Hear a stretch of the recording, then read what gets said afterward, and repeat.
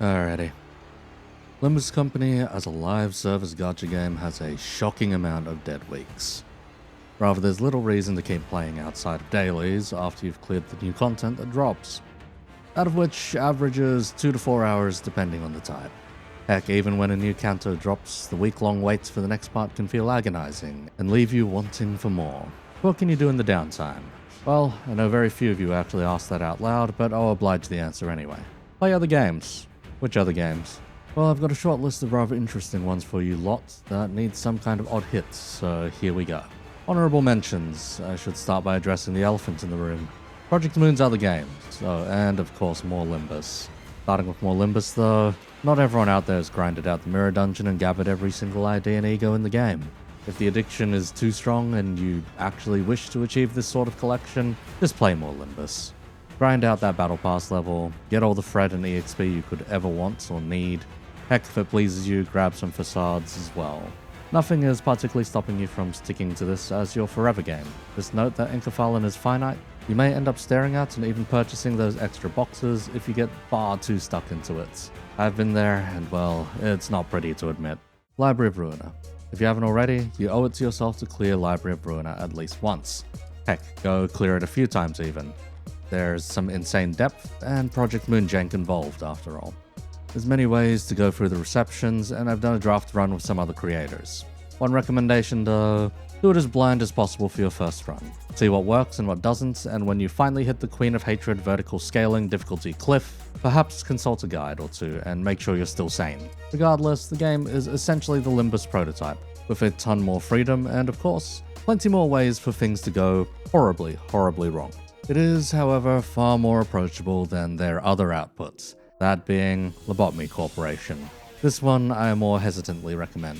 While it's on the surface a pretty straightforward game, there's levels of real-time execution and layering rules and conditions that will make you want to pull your hair out. If you aren't confident in real-time strategy and kiting, this is likely not the most sane pick if you want to 100% the game. However, there isn't anything else out there quite like it.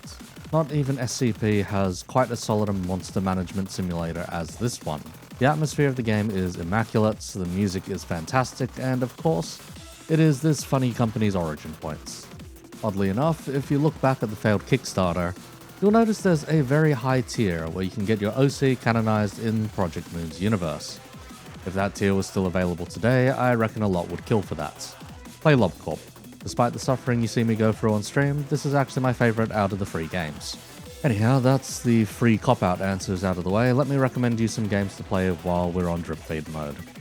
Starting out, I reckon we do some card games, since those are likely the easiest to transfer over to. Let's go with something short and sweet first. One Turn Kill. This game is a love letter to deck builders and has plenty of cool combinations and synergies to keep you occupied for a few hours. The story has a nice little mystery to put together, with a solid enough twist by the end. While it won't keep you endlessly coming back like some of the other games on this list, I do reckon it's a pretty good distraction for a day or two. If you have some kind of itch for synergistic gameplay, cards, and big numbers, this is the one for you. It's a neat little gem with solid music and fantastic presentation. Moving along, we've got Inscription. This is a game you can only really play through once, I reckon. Got a few similarities with One Turn Kill, cards, having an underlying and unraveling mystery, and of course, deck building. This one does apply the mystery a lot more aggressively, and with plenty of horror thrown in as well. When you get to the first twist, you won't be able to see the game in quite the same light again, and when you clear, well, you'll see I suppose. Can't really say more without going heavily into spoiler territory. Give the game a few tries, if only for the atmosphere and horror elements. It'll make you a better deck builder too if you haven't already played Ruina. Otherwise, this one will definitely be easier than Ruina. One Step from Eden. OSFE is Mega Man Battle Network, but more bullet hell, I suppose. It's a frenetic, heavily replayable deck builder that relies a lot more on your reaction time and moment-to-moment decision-making compared to the other two. There's far less on the story and atmospheric parts, but instead all in on the gameplay source. Once the game clicks for you, there isn't anything else like it. This one, unlike the others, you can keep replaying since there's many ascension levels and furthermore alternative routes based on killing or sparing your enemies. There's a stupid number of builds and upgrades to make use of, and even a weighted system for achieving those builds if you need a leg up. Multiple characters and different playstyles between and within each also go a long way in keeping the game interesting. Unlike the other two, there's also quite a lot of mods for the game too, and even a fighting game version if you want to test your skills further with PvP. Do be warned though, the people that still play the PvP game are absolute monsters and will crush you. This one I come back to every now and then for a run since the music is addicting, presentation is fantastic, and gameplay stays fresh for a bloody long time. Do give this one a try sometime. Departing from card games, I've limited myself to 3 this time. Let's talk about visual novels instead. Starting out with a rather unusual one, Necro Barista. This one is a supernatural affair about coffee and mortality. The characters are exceedingly pleasant, the world building and writing is done exceedingly well, and the music is done by bloody Kevin Penkin. Oh, and it's very Aussie. The damn thing is set in Victoria though. As a Sydney-sider, it hurts to give it some stripes for that, but I digress. Play through this one for some existentialism, quite a few tears, and some punchy humor. While this one I'm not necessarily going to insist on, it is a pretty solid read and doesn't take all too long. If anything, most cantos are longer than this one, so it'll buy you a day or two of time compared to the replayability of some of the aforementioned choices. Nonetheless, if you want something aggressively Aussie and presented in a rather unique 3D kinetic style, give this one a go. It gets one of my highest recommendations. Valhalla. This one is inevitable, I suppose. If it happens to be December, you can use this game as a pretty unusual advent calendar by playing it one day at a time. By the time you finish the game, it'll be Christmas Day. This game became a part of my personality for a while. There's a reason why VTuber Avatar's original concept was bartender before slowly moving towards casino dealer. Regardless, Valhalla features excellent world building, an amazing ensemble cast of characters to get to know, and an entire menu of imaginary drinks that fellas have tried recreating in real life. Heck, I've tried my luck at a bad touch or gut punch before, both with mixed results. Just play the damn thing. Mix drinks and change lives, and don't forget to play through the prologue and side story as well. I doubt we're ever getting Nirvana, but This one I'll be insisting that you play during December when we get there. Heck, I might just stream each day of it or release a short or something each day. We'll see how it goes anyhow. It's Rumono. This series holds a close spot in my heart and is my gold standard for visual novels. Very few games get remotely close to this series, at least for me.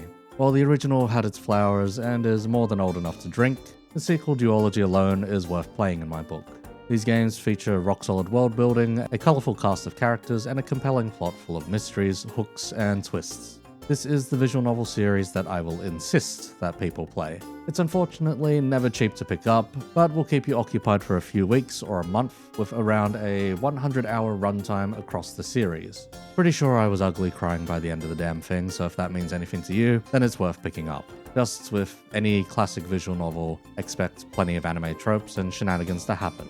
Though this one can venture into more adult territory, as it fits more cleanly in the seinen genre. Considering you're likely a Limbus player though, it's probably not that huge an ask to suspend your disbelief a little. I insist that you play this game series if you want to read something that you won't forget anytime soon. Shame that the writer says there's no more stories left to tell in this universe though. Alright, yeah, it has an SRPG attached to it. It's kind of like Fire Emblem or Final Fantasy Tactics. It's a pretty easy one, but you should probably read a bit for some of the harder fights. With the pure visual novels out of the way, let me toss in the light horror games that have to do with boats. Dredge is the easier one to recommend since it has more meat in its gameplay. You fish, you sell fish, you upgrade boats, you solve mystery, and eldritch stuff happens to the fish and your boats after dark. There's quite a lot more content in here than you may initially expect out of what seems like a simple fishing survival simulator, and a nice amount of mystery and puzzle solving to be doing as well. Although you're likely to find some ways to break the game eventually, the package of eldritch horror and calm fishing with world building that creeps up on you is a very unique experience. Would recommend giving it a try at least once if it even manages to hook you. But to those that enjoy a slower burn and more drawn out experience, this is worth a shot. Streamed it for a while, even before I got into this Project Moon content creation cycle. Sunless Sea or Sunless Skies. One of these games has you piloting a ship, the other has you piloting a train. Regardless, both are deliciously written. If you can stomach the sheer volume of text both these games have to offer, you are left with a compelling atmospheric experience in a long-running and well-established setting. London has been taken by bats, or the stars, and you are but another speck in the Untersee or skies. These games are tied into fail-better games setting of fallen London. that of which has been running for almost decades at this point. What started out as a browser game with grindy choices and storylets are now fully fledged rides like no other. If you've got the patience for slow burn like Dredge, but want more meat to chew on in terms of story rather than gameplay, pick one of these titles up instead. The crew at Fail Better Games hit their stride with these two, well, that and Cultist Simulator, but that one is a weird esoteric card/board game with unusual systems and a lot of bloody timers. Anyhow, play any of Fail Better Games' outputs. Can't speak on Mask of Rose necessarily, but anything else should be perfectly fine, except maybe Fallen London. Don't really recommend getting into that one unless you're that invested in this world. All tangentially related affairs aside, I'm just going to recommend two good games and end this video off. Tunic. You control a fox and discover the way the story and game plays through a bunch of game manual pages scattered throughout the world. This one is probably the single most unique experience on the list and has nothing at all to do with Project Moon's works. Suppose maybe mystery elements, trial and error, esoteric manuals, wait, never mind, this shares more in common with Lob Corporation than the others on this list. Anyhow, play the fox game. It's weirdly compelling and very charming. It's also hard as nails during certain sections, and the difficulty curve is pretty vertical. Okay, you know what? The devs on this one and Lob Corp are cut from the same cloth. Brothers and sisters from another mister. You get the idea. Go do a learn while playing not Legend of Zelda with a fox. There's plenty of horror elements here too as the mystery unravels. As for the last one today, Katana Zero. Just play it. Okay, fine. Tightly tuned gameplay, music that remains unrivaled, stellar world building, whack dialogue, the list goes on for this game's merits. If you want the general feeling, imagine you're playing a colored fixer in a corrupt and criminal society. You have time manipulation powers and use a katana to slice through your enemies, reflect bullets, and fight your inner demons. The music is diegetic, and the gameplay reflects the story quite heavily, leading to sweet moments of ludonarrative harmony. I cannot recommend this game enough if you enjoy Project Moon's output. I play through the damn thing yearly, almost. It'll take you anywhere between 4 to 8 hours, but it'll be some of the most slick 4 to 8 hours you've experienced in your life. Anyhow, apologies for another listicle. I'm currently indisposed in another country, so you're kinda getting slopped for the time being. When I get back, I'll either be employed or otherwise have less time to focus on doing these, but since Limbus has finally slowed down, I reckon that's fine. While I could make another video criticizing the game or the director's choices, that'll have to wait until after I return from this trip either way. Despite all of that, if you listened into my insane ramblings about games that I've enjoyed that aren't exactly Project Moon related, thanks for sticking around. Getting to talk about other stuff that isn't in this niche is refreshing to do once in a while. If you enjoyed the content and would like to see more in the future, leave a like on the video and subscribe to the channel. While my output isn't exactly as fast as the earlier days of my channel at the moment, we'll see if we can kick things up into gear again, despite changing life circumstances. Maybe I'll go get married this year or something. Perhaps you'll get that video sometime. Regardless, appreciate it.